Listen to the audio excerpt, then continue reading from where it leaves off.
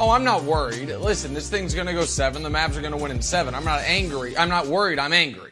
And we'll discuss why I'm angry in a moment, because these Suns have become quite the unlikable bunch, and they are going to rue the day they mocked my large adult Slovenian son. If you didn't watch the game, this was a really good game for a half, and then the Mavs let go of the rope inexplicably to start the third quarter's 17-0 run, and the game's over.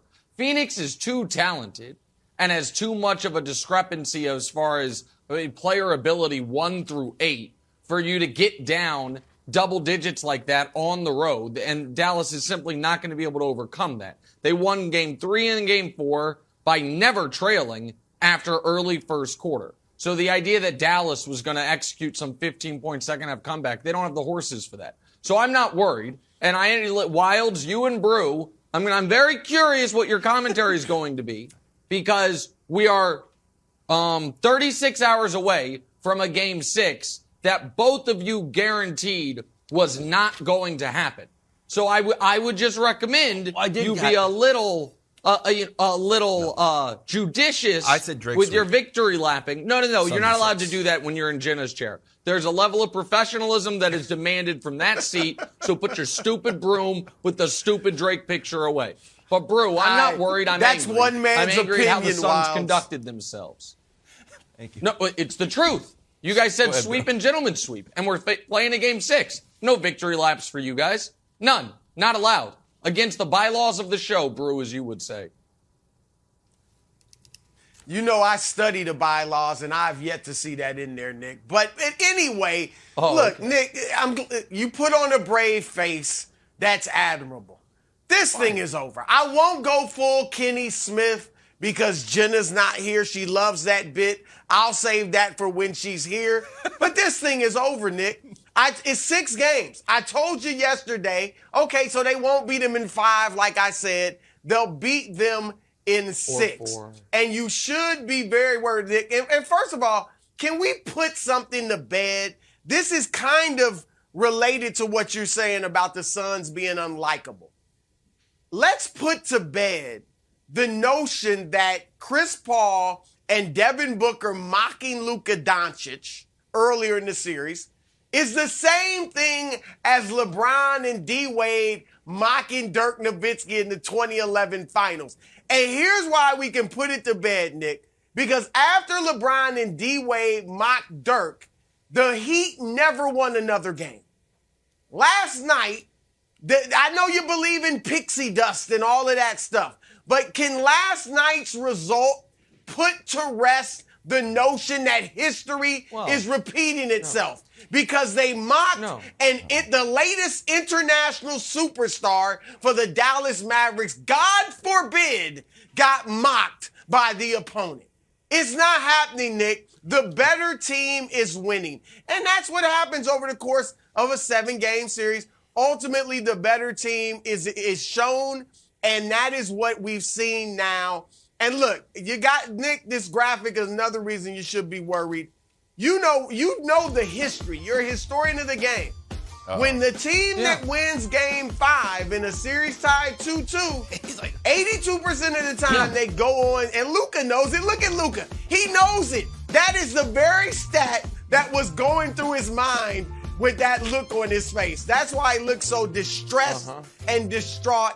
And you should look the same way, Nick, they're up because against I said, this thing is over. A team starting Dorian Finney-Smith, Dwight Powell, and Reggie Bullock is not bucking that history. Speaking of those 3, they combined for 8 points last night. So to your point, the better team is Phoenix, Wilds. The better player, the best player in the series, Nick, I'll give you is Luka, the best player. But the best team is Phoenix. And by the way, Wilds, I hope you go here, Wilds. My time is running short. Devin Booker clearly saw the club superstar segment yesterday. Clearly that's not what Devin saw. And was sending you a message. He sent you a message. No. I believed in him. I said he should have been in there. He was sending you a message that indeed he should have. No. Wilds, you know what Devin Booker sent saw? Luka a message. He saw some old... What'd he see? I'll just tell you what he saw. Some old, corny Cat Williams stand-up act because Devin Booker, Wilds, was, doing a comedy routine mid-game. Okay. So go ahead, Wilds. Take it from there.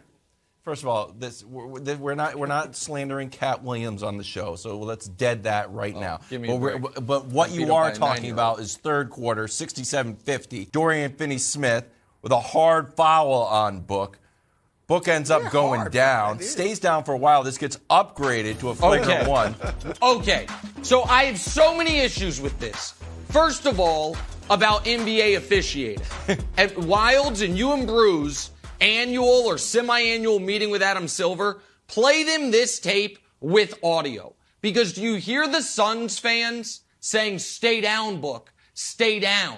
You heard that in the background. Because they know NBA officiating has gotten to a point now where a common doesn't even hit you in the head foul. If you have this level of histrionics and you lay down and writhe around on the ground, they'll upgrade it to a flagrant. The fans even know it. It is bringing flopping to the NBA at a level we've never seen. Post-play flopping, you look like a fish on a boat moving around like that. So first of all is the issue with the NBA officiating doing it to ourselves. Second of all is this. Brew, maybe you were right that the initial mocking of Luka Dončić was not to the level of LeBron and D. Wade against Dirk. This crosses that Rubicon 5 times over. Devin Booker acting like Luka Dončić. Luka Dončić is a lot of things. Not all great. He is probably the most vociferous whiner about calls in the NBA. He's a bit of a taunter. All of those things. But he does not fake injury. He is not a weak guy. He's not a guy who, just to pick an example out of the hat, would whine and complain about being double-teamed in Summer League before he had even sniffed the postseason. That's not who he is. He's a tough player who fights through injury and takes a beating from the likes of Jay Crowder game in, game out. So the idea that Devin Booker, this is not going to come back and bite him in his ass. Brew, telling you right now, the Suns are playing with fire because the Mavs are going to win Game 6 in Dallas. And then all of a sudden, a lot of pressure on CP3 legacy-wise and a lot of pressure on Devin Booker mocking Luka Dončić, who's been far and away the best player in this series. That was a bad move by him. You got to admit it. That's a bad move. The Luka special. Give me a break. No, like I said, Luka is the best player in this series.